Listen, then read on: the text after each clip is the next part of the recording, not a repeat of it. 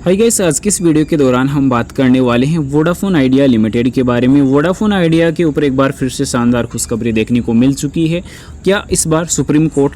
Company को AGR पर राहत देने वाला है या नहीं? 19 सितंबर बड़ा दिन रहने वाला है, क्योंकि अभी के टाइम कंपनी कुछ ऐसे खुलासे भी कर रही है जिससे कहीं ना कहीं निवेशकों के लिए खुशखबरी रह सकती है। और टेलीकॉम सेक्टर इनके डीओटी जो दूरसंचार विभाग है उसके लिए कहीं ना कहीं जो प्रॉब्लम्स है वो फिर से बढ़ती हुई देखने को मिल सकती है। तो अभी के टाइम कुछ ऐसी जो खुलासे है वोडाफोन आइडिया कर रहा है, तो आने वाले टाइम में निवेशकों के लिए वो चीज़ें अगर सच होती है तो काफ़ी बड़ा जो है एक बड़ा अनाउंसमेंट कह सकते हैं, एक बड़ी खुशखबरी कह सकते हैं। साथ ही साथ क्या Q2 के पहले एजीआर में कंपनी को राहत मिल पाएगी, और Q2 के पहले अगर राहत मिलती है तो किस प्रकार का रिवर्सल नजर आ सकता है, इन सब चीज़ों को डिस्कस करें। पर बता दूं, बाय सेल के लिए कोई भी रिकमेंडेशन सजेशन नहीं रहेगी, जानकारी ओनली एजुकेशन पर्पज़ के लिए रहेगी। प्राइस आज की जो रिटर्न के तौर पर देखा जाए तो 7.18% की रैली में काफ़ी बड़ा क्लोजिंग देखने को मिला है। 8 रुपये 21 पैसे की क्लोजिंग देखने को मिली है। इंट्राडे में हाई प्राइस 8 रुपये 38 पैसे नजर आई है, जो काफ़ी शानदार प्राइस इससे डेटाबेस के अनुसार कह सकते हैं, क्योंकि एजीआर की राहत की जो डिमांड है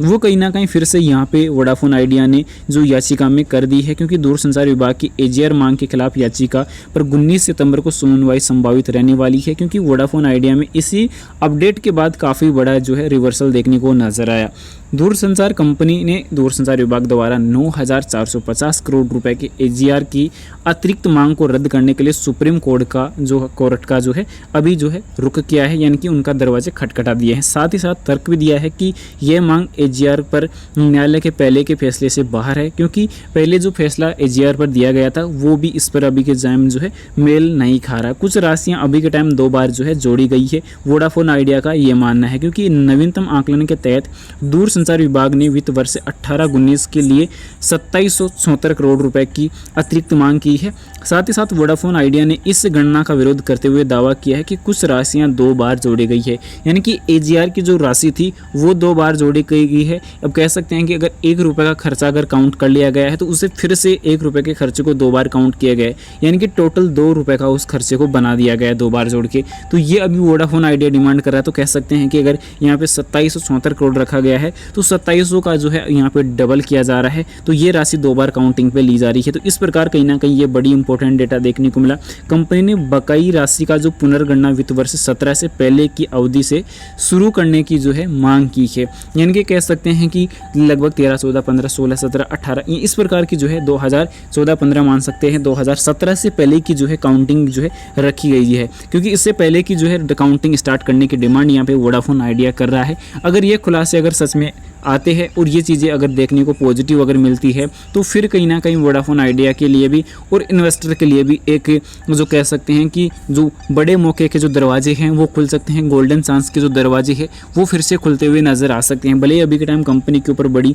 एजीआर जो है वो बकाई क्यों ना चल रही हो, क्योंकि अभी के टाइम जो टेलीकॉम संचार विभाग की तरफ से जो है अपेक्षा की जाती है कि वह पूर्व लेखांकन के अंतर के रूप में मांग को बचाव करते हुए एक सबमिशन दाखिल करे, जिसकी गणना 2019 में सुप्रीम कोर्ट के आदेश के समय नहीं की गई थी, और इसी संबंध में डीओटी द्वारा शीर्ष अदालत के समक्ष एक हल्फनामा दायर किया गया था। रिपोर्ट में यह भी बताया गया कि उचित ठहराते हुए अतिरिक्त मांग को पुनः मूल्यांकन या पुनर्गणना नहीं की, बल्कि वित्तीय खातों का पूरा होने के कारण थी। तो ये अभी के टाइम जो है इंपॉर्टेंट अपडेट देखने को मिली है। तो अभी दूरसंचार विभाग चाहता क्या है ये भी डिस्कस करना इंपॉर्टेंट है, क्योंकि अभी दूरसंचार विभाग का ये मानना है कि 2018 से 19 के लिए 2774 करोड़ रुपए के एजीआर बकाया है, जिसकी अतिरिक्त मांग की थी। याचिका में यह भी कहा गया कि कुल 9,450 करोड़ रुपए की मांग में 2774 करोड़ रुपए की विलय की बाद की इकाई है आइडिया समूह और वोडाफोन आइडिया से संबंधित है, जो अगस्त 2018 में उनके विलय के बाद बनी है, जबकि 5675 करोड़ रुपए विलय से पहले के वोडाफोन आइडिया की देनदारी से संबंधित रहने वाली है। यानी कि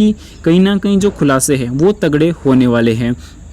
क्योंकि यही चीज़ अभी के टाइम देखने को मिल रही है। अब केंद्र के साथ भी अभी जुड़ाव कंपनी का देखने को मिला है, तो दूरसंचार क्षेत्र की प्रमुख कंपनी वित्त पोषण के लिए बैंकों के साथ बातचीत कर रही है, और ये बातचीत आगे बढ़ रही है, क्योंकि वोडाफोन आइडिया के सीईओ अक्षय मुंदड़ा ने जून तिमाही की आय पर कॉल के दौरान एजीआर मुद्दे के समाधान का विश्वास जताते हुए बैंक के फिलहाल एजीआर के मोर्चे पर कुछ स्पष्टता भी साझा की थी। तो आने वाले टाइम के लिए एक अच्छा रिवर्सल का जो है कहीं ना कहीं इंपॉर्टेंट रह सकता है। पर यहाँ पे वोडाफोन आइडिया ने 5G FWA home broadband plan छोड़ा है मोबाइल ग्राहक वृद्धि पर ध्यान केंद्रित करने वाली है, क्योंकि एक समय में आया जबकि प्रति बड़ी मंदी जो थी रिलायंस जियो, भारतीय एयरटेल घरेलू ब्रॉडबैंड राजस्व बढ़ाने के लिए FWA सेवाएं पर तेजी से काम कर रही है। फिक्स वायरलेस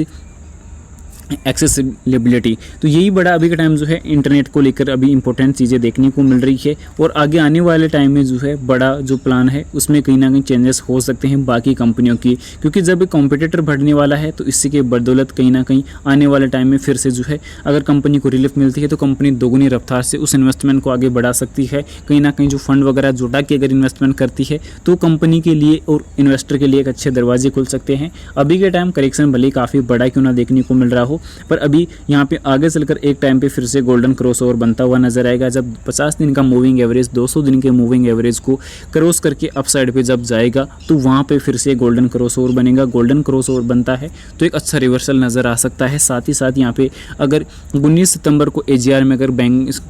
सुप्रीम कोर्ट की तरफ से अगर कंपनी को राहत मिलती है तो Q2 के जो नंबर्स हैं उनमें एक बड़ा चेंजेस हो सकता है, जो अगर 19 तारीख को अगर अपडेट अप्रूवल हो जाता है, क्योंकि 10 दिन का जो टाइम बचेगा जिसमें 11 दिन का टाइम बचेगा। 19 सितंबर को अगर सुनवाई हो जाती है उस पर अगर राहत मिल जाती है तो फिर 11 दिन का टाइम बचता है, जिसमें 20 से लेकर 30 सितंबर जो है उसका जो डेटा सितंबर महीने का रहने वाला है, इनके 11 दिन का समय बचता है। तो उसमें कहीं ना कहीं बड़ा उलटफेर हो सकता है और फिर से डेटा में कैलकुलेशन बड़ा चेंजेस नज़र आ सकते हैं। तो अपॉर्चुनिटी काफ़ी बढ़िया साबित हो सकती है इन्वेस्टर के लिए और वोडाफोन आइडिया के लिए भी। तो ये बड़ी अभी टाइम अपडेट रह सकती है, क्योंकि अभी कंपनी के नंबर्स लास्ट टाइम भी हमें काफ़ी कमज़ोर देखने को मिले थे, क्योंकि कमज़ोर नंबर्स के बदौलत काफ़ी बड़ा लॉस कंपनी अभी के टाइम झेलती हुई नज़र आ रही है। फिलहाल बाय सेल के लिए कोई रिकमेंडेशन सजेशन नहीं रहेगी, जानकारी ओनली एजुकेशन पर्पज़ के लिए रहेगी। वीडियो पसंद आई तो लाइक और चैनल को सब्सक्राइब जरूर से करें।